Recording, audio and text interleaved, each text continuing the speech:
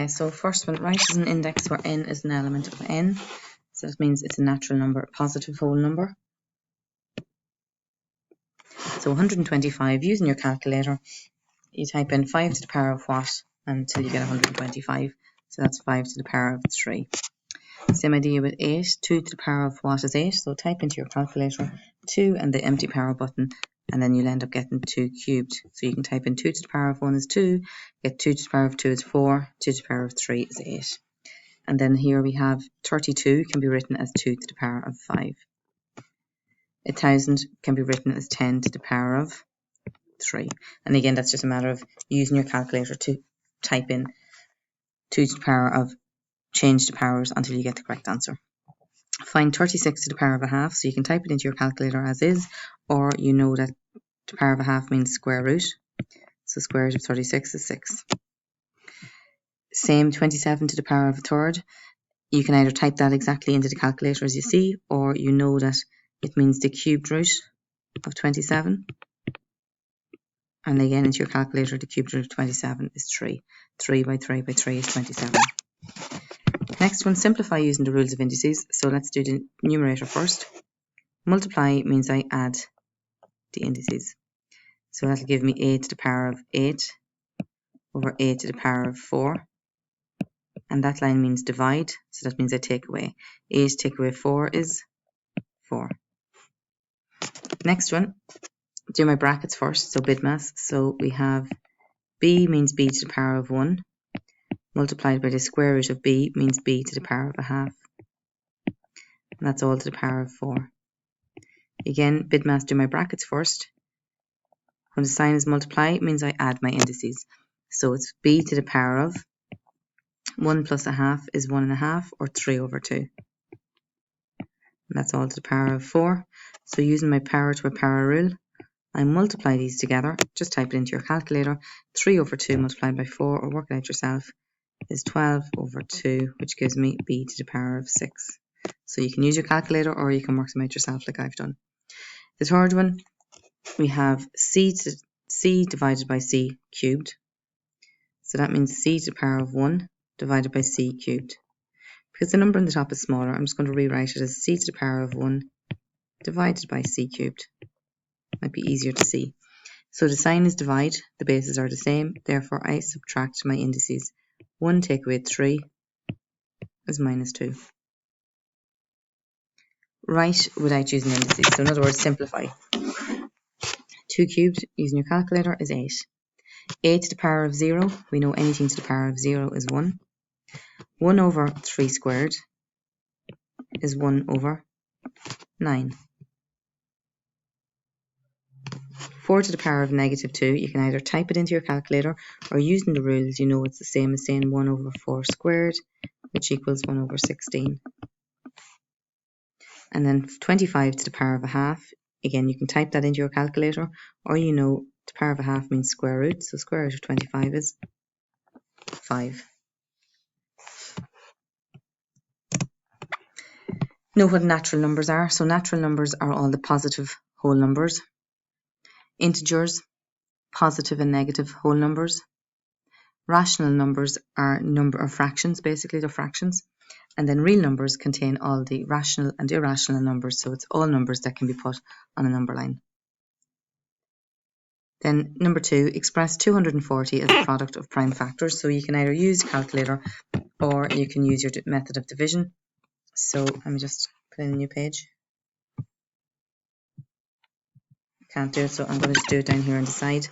So number 2, I can do it 240 and divide by the biggest prime number I know, and just off the top of my head I know 2 divides into 240 and 2 is prime number. Gives me 120.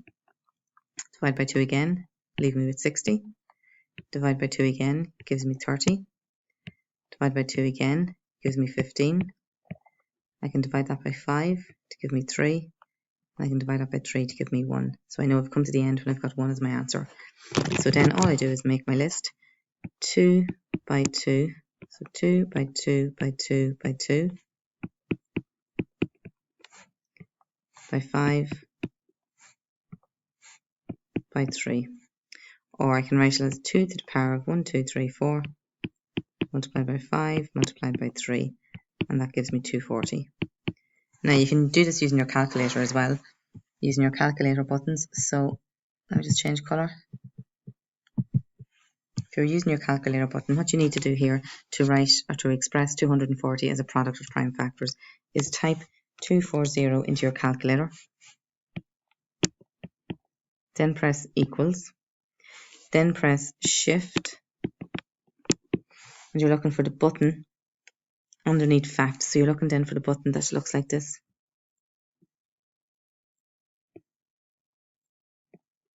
And again, this was on one of the online lessons. So press shift and that button. It's beside HYP. And it'll give you the list there. It'll give you 2 to the power of 4 by 3 by 5, which is what we've worked out above.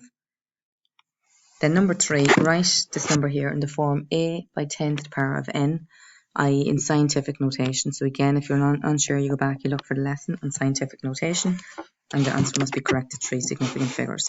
So in scientific notation means the number must be written as something, a number less than 10, greater than or equal to 1. So where do I put my decimal point to make this number less than 10 but greater than or equal to 1? So I put it here.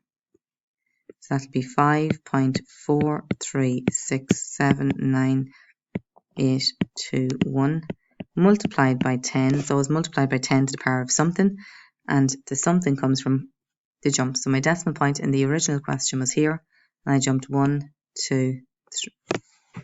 Let me just change colour.